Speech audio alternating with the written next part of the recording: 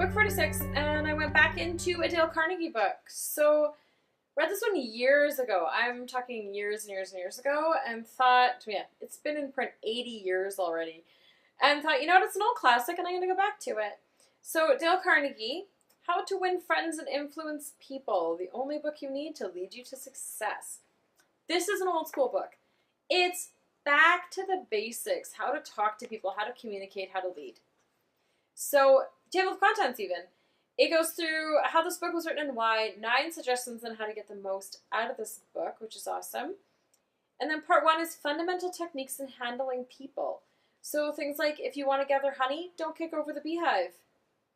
The big secret of dealing with people. Then it goes into 6 ways to make people like you. So a simple way to make a first impression, how to become a good conversationalist, how to interest people, how to make people like you instantly.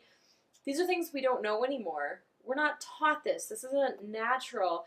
We're often sitting behind our screens, right? And we're not having to have these conversations anymore. So it's a really good basic book. Part 3 goes into how to win people to your way of thinking. So a sure way of making enemies and how to avoid it. If you're wrong, admit it. What everybody wants. When nothing else works, try this. Then it goes to part 4, be a leader, how to change people without giving offense or arousing resentment.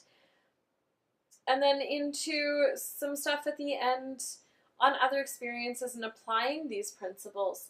So it's a lot of words, right? It's not a newer book. There is some fluff, but it's very much based on principles. There's a lot of principles in this book and a lot of one-liners and basics. It's totally back to the basics in a really old-fashioned way. I recommend it to most people, actually. This is a good one for people to read. And it will definitely make you just a more solid person. It's sad to say, but 80 years later, it is actually becoming a groundbreaking book again.